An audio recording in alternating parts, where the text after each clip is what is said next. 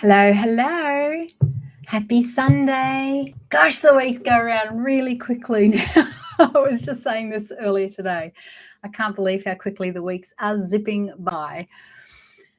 Right, let's talk about salt. And I'd love for any of you that are watching to chime in if you have experience with salt, for good or for bad. But the reason I'm going to talk about salt this week is because I've just finished a 3-day egg fast. And I don't know if you've seen it on carnivore sites and keto sites and that sort of thing. It's quite viral, but it's been around since 2010. And you eat nothing but eggs, basically. Oh, you eat butter and I think you can eat cheese as well. I chose not to eat the cheese because it doesn't agree with me. So during that time, I heavily salted my eggs because A, they tasted better, and B, I wasn't taking my electrolytes for the sake of the challenge. So because of no electrolytes, I really went hard on the salt. And it was very tasty. And I had no cramps, which was really, really interesting because normally if I go, I don't know, 3 or 4 days without my electrolytes, I will get a cramp or I'll wake up during the night with a cramp. Sort of when you eat high protein like that, for me, it happens. So I was thinking, I'll just have to up the salt. And because it was only a 3-day fast, I was like, I'll not worry about the potassium and magnesium that you also get in the electrolytes because it's only 3 days. I never worry about 3 days. We all go on holidays and for 3 days eat rubbish, right? So I'm not worried about not getting all the things I need for 3 days on an egg fast. But the salt I was concerned about because it's heating up here in Bangkok. So I needed to know that I was getting some salt, and we didn't go for a walk every day, I'm going to say. I can't remember. But we kind of go for a walk most days, and most days I hit from 8,000 to 10,000 steps, unless I've been working all day and literally have gone nowhere. So I wanted to make sure during this egg fast that I got enough salt in. And it wasn't because of the cramps. I wasn't thinking, I've got to have salt, but it was because of going without the electrolytes. And it just made it tastier. And that egg aversion that comes up through 3 days, it didn't come up until yesterday, till the final day. So the salt kind of made it easier to go down. So that was the reasoning there. Now, salt, I've talked to Dr. Leslie Keith on this channel about a lot of things, but salt came up during that interview. And I've done another video on salt as well. So you can find them in the playlist somewhere. So there is 2 videos that contain salt information. And the thing that we hear everywhere is that lipedema patients should have a low salt diet. Dr. Keith debunked that and said that one study was done around the salt, and I'm just trying to remember it. I probably should have looked it up. That's okay. It's Sunday night. It's Cuppa with Kylie night, right?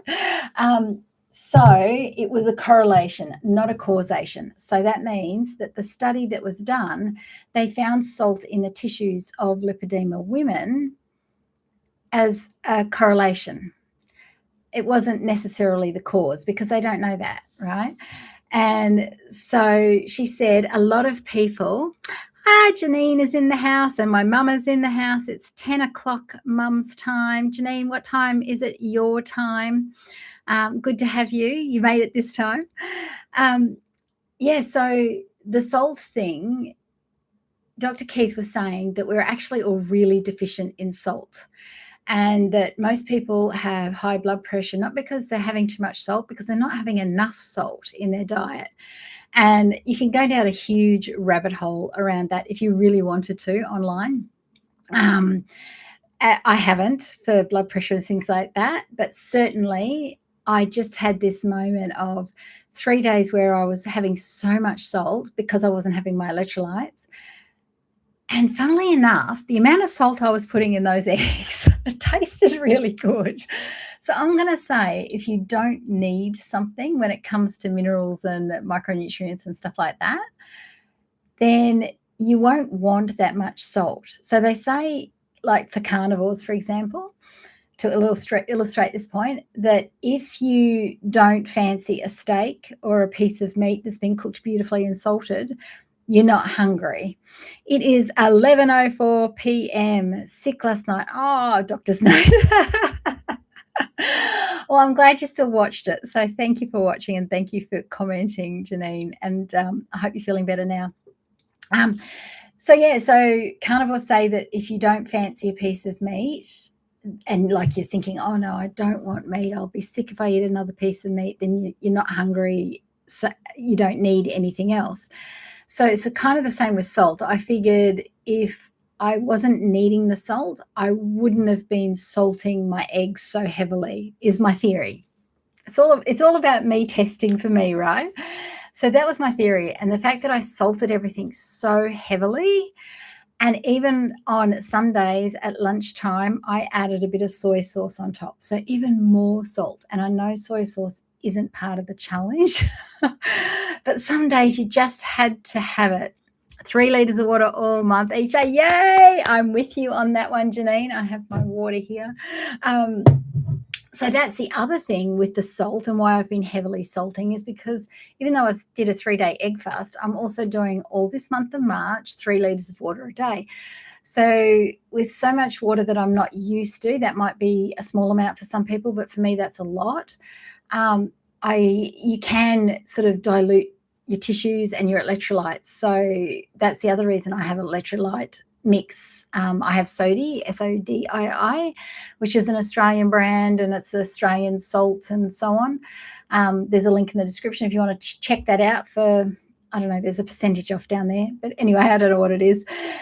It makes me feel good, and I have it most days. So anyway, I had this 3 days of heavily salting my eggs. In fact, it was 4 days. Because even though it's a 3-day fast, the first day, and you'll get this video next week, I'm in the middle of editing it, but I wanted to wait until tomorrow morning to see what the aftermath of going back to eating normally was on the scales, because that's part of it, right? Great if you lose weight, but if it comes back on the next day, it's like, anyway. So that's why but you'll get that next week. So I ended up doing 4 days because the first day I started it, I didn't realize the next morning was the morning I was getting up, because I start work at 1 a.m. some days because I work for somebody who's in New Zealand. So with the time difference, her 9 a.m. is my 3 a.m. So I have to get up with enough time to wake up so I can think and function correctly. And so I always need coffee for that. I can't wake up otherwise without it. And that's why I don't have coffee every day either, because I need it to actually work for me when I have it. So after one whole day of egg fasting, I realized I was having to have my coffee and ruin the fast. So as you do when you ruin a diet, at 1 o'clock in the morning, I'm having coffee, and there was pomelo, my favorite fruit, in the fridge. And so I went, bugger it, I'm having the pomelo as well.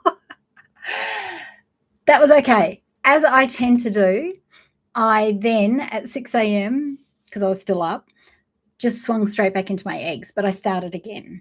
Okay, so I started the 3-day egg fast again that morning. So I actually did it for 4 days. So 4 days with no electrolytes, and I heavily salted everything. I didn't have a single cramp. And each day that went past, I was like, wow, this is really amazing. Is just having the excessive amount of salt enough? Right? Because also in the electrolytes is magnesium. And because I was having not a pinch of sugar, not a pinch of dessert or anything like that, magnesium generally you need for the sugar and stress in your life, right? So I wasn't having those things. So whether or not needing the magnesium and the potassium from the electrolytes for those few days didn't matter, but not a single cramp. Now, the story gets more interesting. So this morning I get up, and normally I would always have eggs for breakfast. I have eggs because if I'm going to have a coffee when I'm out and about, you need to have the protein first to blunt any insulin spikes that the coffee can cause, or any adrenal cortisol spikes as well, because coffee sort of puts you in fight or flight. That's why you feel so good on it. And knowing that it was my first day after the fast and I was going for a pedicure at Terminal 21, I knew I was getting an Amazon coffee. So I didn't have breakfast simply because I just couldn't face it. After 4 days of eggs, I just like, oh no, I can't have more eggs for breakfast. So I just went, it's okay. It's one day, whatever. It's what you do most of the time that counts, I believe, right? It's not what you do every now and again, it's what you do most of the time.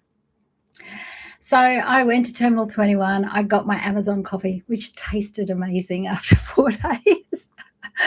And I was sitting there having the best pedicure I've ever had in Bangkok so far. Really, really good.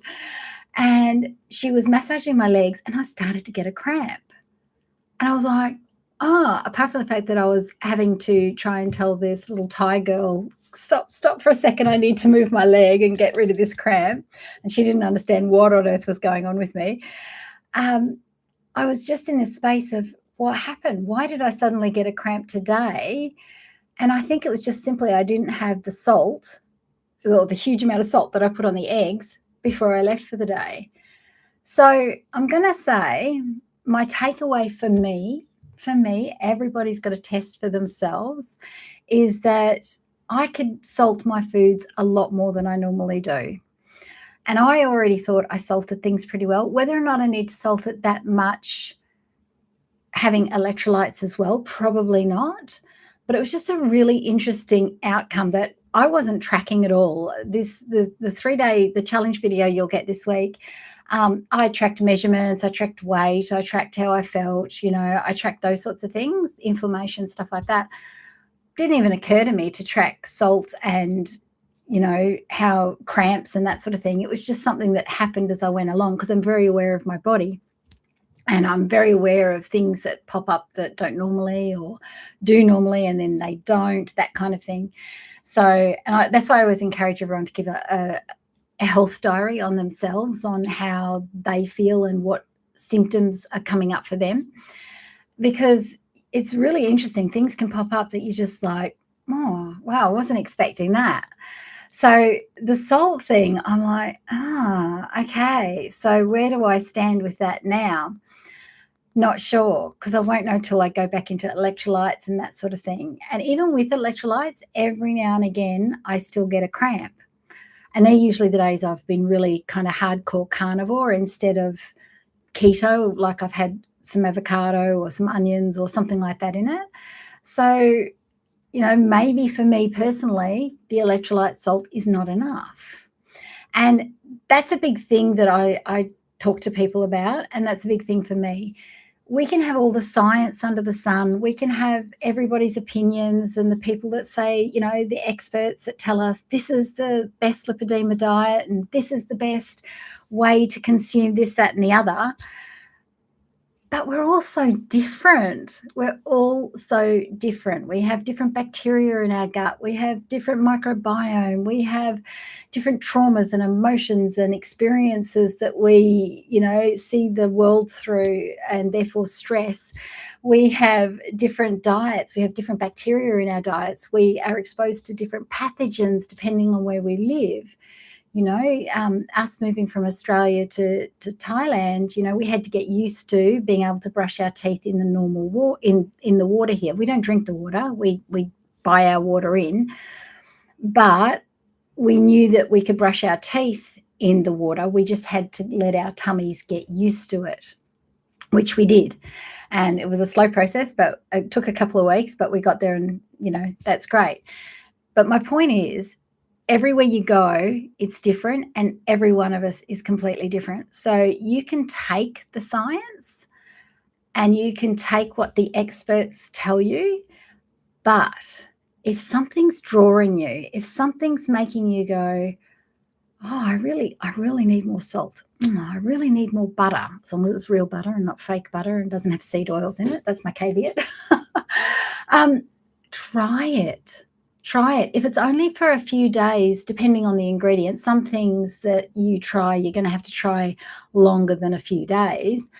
But for example, 3 days, or 4 in my case this time, on eggs only, I knew I wasn't going to have any malnutrition or malnourishment, because when common sense tells you that you'll go away on holidays and eat all the crap for 3 or 4 days, we never worry about that. All we worry about what the number looks like on the scales at the end of the day, right? So I wasn't worried about just eggs. I did try and nail enough eggs to get like 100 grams of protein a day. Didn't always make it, but I came close because I was just, by the end of 3 days, I was a little bit like, I'm done. But I just want to encourage you, if something's drawing you, don't worry about what the science says. Don't worry about what, society dictates. Try it for yourself. As long as it's not dangerous to you or is going to be a problem with any other medications that you take. So be smart about it, be a grown-up about it, and check all that out. But then once you've checked all that out, checked it with your doctor, whatever, then try it. But just try it on the quiet. Don't tell people that you're doing it, because then you'll get everybody's bad news stories about whatever it is you want to try. It's because it's human nature. Oh, but I heard about this, but I heard about that. And I shut that out. Because if I'm really insistent on thinking, no, I think I need more salt in my diet, I'm going to try it. I don't want to hear everybody else's stories with it, in so much as they're bad news stories, because it might have been bad for them, but that doesn't mean it's going to be bad for me. And I follow that philosophy no matter what I'm trying, no matter what challenge I'm doing or whatever. I look at all the science. I look at all the things that are suggested for lipedema or thyroid disease. I just had blood tests taken last week, the week before, and I've had to lower my dose again. So after 35 years, I'm getting lower and lower and lower. So don't tell me you can't reverse stuff that is irreversible, supposedly. Lipedema is a bit tougher than thyroid disease, I think, personally, having both. But you never know, right? We don't know what's around the corner with science, but we also must honour the fact that we have a different body to any other lipedema body. We might have the same stage, we might have the same type, but we'll probably have bodies that look completely different to somebody else with the same stage or type. So therefore, there'll be a different pathophysiology in your body. There'll be different bacteria. There'll, different needs and wants and micronutrients specific to you. So if there's something that's drawing you, or a craving that is not going to be detrimental to you or whatever, try it, but do all the things. If you're worried about salt and blood pressure, take your blood pressure every day while you up the salt. You'll soon know. You'll soon, just go about it in a common sense, safe way, but also don't be afraid to try something that other people or the mainstream society would say, no, you shouldn't do that. That's my big takeaway from this last 3 or 4 days, right? Is simply like, if I went and, asked the average lipedema knowledgeable doctor, I would be told to go on a low salt diet. So lucky for me, I interviewed Dr. Keith, and she said, no, that's not true. And she's a proponent of a high salt diet for lipedema, and she's been studying lipedema forever. I'll actually, when I finish this, put those 2 videos down in the comments so that you can go find them if you want to get her word for it over mine, because mine's just my own experience and the knowledge that I have after interviewing her, and also from researching it, and the other video as well. So I wanted to share that, because I think we get so scared about doing something that's not in the lipedema acceptable framework.